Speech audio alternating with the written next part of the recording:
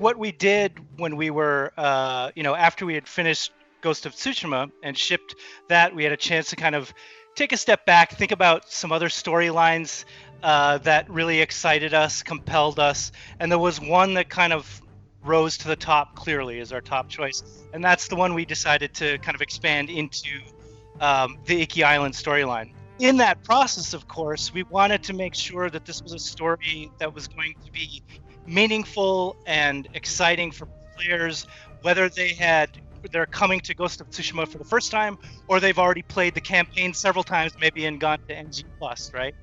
And so we designed the story very carefully so that it would be appropriate to fit right at the end of Act 2 right at the end of Act 1 going into Act 2. That was part of our kind of vetting process on the narrative side. And the idea there was to make a story that was exciting and meaningful for Jin Sakai, the character, and also reflected well on the main story on Tsushima. So that was just part of the process from the get-go, making sure that we could make that work. Yeah, I mean, that was a big part of it for us, because we did want to create a new story that would be not just the continuing adventures, or here's what happened after the ending. We wanted to respect that main storyline, with Jin, Lord Shimura, and Khotan Khan, and we felt that ending kind of really spoke for itself.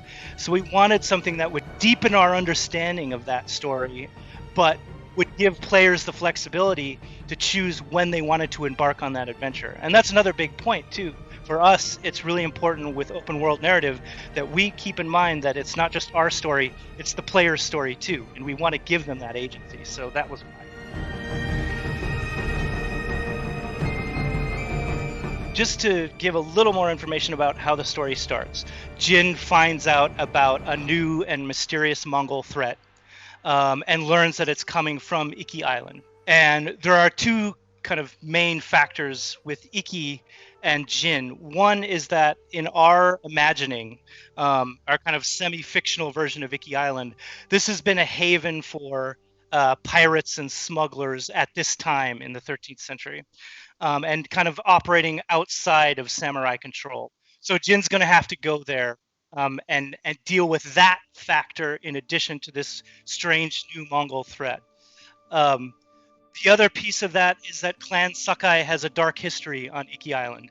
And so that's what we're going to slowly kind of learn about as we explore the island, take on the Mongols, and work with the locals there. Yeah, that's basically, it's Clan Sakai, and then Jin also has a personal stake there as well. Yeah, so with the opportunity to tell the story of Iki, and the opportunity to get to contribute to this director's cut also gives us the opportunity to fill a new island with all of the great things that you loved about Tsushima, but in a different way. Obviously, new biomes, new types of animals. Taking advantage of some of the PS5 features so that the players really feel like they're, it's familiar. It's got that love for that Ghost of Tsushima prod, if you like Ghost of Tsushima, but it has enough that is different and exciting that's going to draw players in, and I think people are really going to like that. The new enemies are, obviously we're going to be dealing with a new Mongol tribe. They're very, very different from Khotan Khan's Mongols. This is a group of Mongols led by someone called Ankhsar Khatun, who's known by everyone as the Eagle. And so obviously they're going to bring new skills and challenges to the player, just because they have a different story and background and way of looking at the world. And so that's the main issue there. And then of course the island being filled with pirates and smugglers, they're going to give Jin kind of a run for his money. He may, he'll have to work with them or around them, but either way, they're a serious force to be reckoned with as well on Iki. As a team, we like to have a core creative vision and be excited about what we're creating, but we also like listening to, number two, we like listening to the feedback of our fans. So once the game comes out, and we did, make a game that we're really proud of, Ghost of Tsushima, we're incredibly proud of, and we created it to be the way that it is, and we're exceptionally proud of the way it came out. But there are pieces of feedback and notes from the community about simple things like, I wish I could hide the quiver on my back, because they just like to look a certain way, or I wish I had a ability to do like a lock on target, which can be common in some types of the way people play these kinds of games. And ultimately, we really want people to play our game and enjoy it the way that is best for them. That's very important to us. So we don't look at it as compromising a creative vision. We look at it as creating something and then listening to a fan base of how they react to it and enjoy it.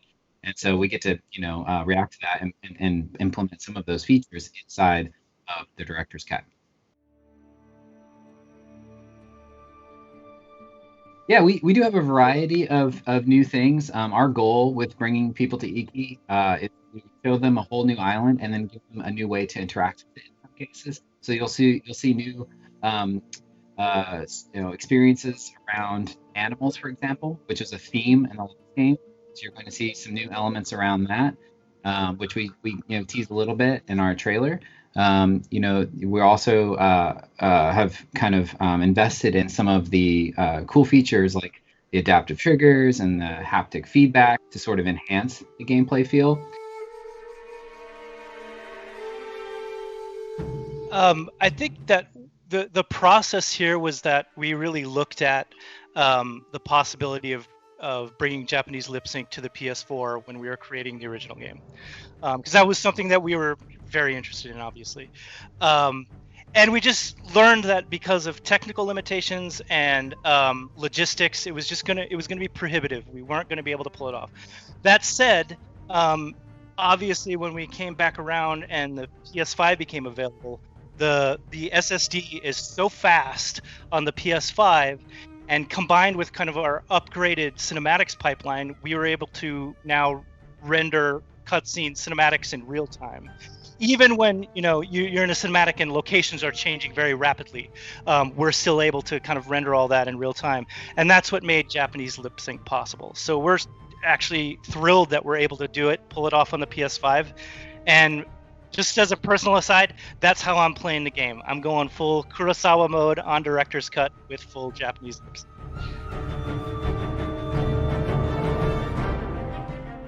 Neither of us are technical wizards, or programmers, anything. But we're a team full of amazing engineers that blow our minds daily. So I think that we have nothing but admiration and respect for that team. We probably looked at it more of that it's an opportunity. It's an opportunity to tap into a bunch of new features that we didn't have, whether it was the Japanese lip sync or integrating 3D audio headphone. I don't know if you've ever experienced that, but it's quite amazing. Or the features that we've talked about, like the adaptive triggers and kind of haptic feedback. I think we look at it more as like an opportunity and not necessarily that it was hard for us to complete. I think one of the things that is most exciting about the PS5 is this having the ability to render it smoothly in our dynamic 4K and experience a higher frame rate. I find the game to be exceptionally beautiful. I really enjoy running around the world, and suddenly when I play on the PS5, having it be smooth at a higher resolution, it's exciting, and it sort of makes me look at the art a whole different way and experience the island in a way that feels smoother and more beautiful. And that feels pretty exciting for us. Thank you so much.